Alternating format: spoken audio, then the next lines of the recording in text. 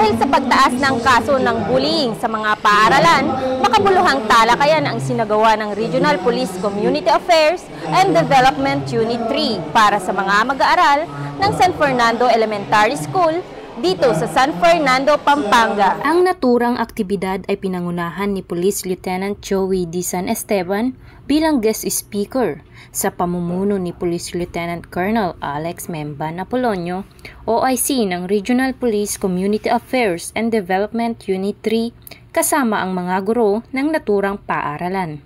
Tinalakay sa naturang pagtuturo ang kaalaman patungkol sa Republic Act 10627 o Anti-Bullying Act of 2013 na isang seryosong isyu na maaaring magdulot ng negatibong epekto sa pisikal, emosyonal at mental na kalusugan ng mga estudyante. Isang mag-aaral naman ang nagbahagi ng kanyang natutunan. Ang natutunan ko po ay ang anti-bullying sa school. Don't bully po. It can be dangerous din po kasi po pwede ka pong manakit ng emotions ng tao. Ang Regional Police Community Affairs and Development Unit 3 ay patuloy sa paghahatid ng serbisyo at kaalaman upang mabawasan ang insidente ng pambubuli at mapanatili ang isang positibong kapaligiran sa mga paaralan na makakatulong sa mas maayos na pag-aaral at pag-unlad ng mga mag-aaral.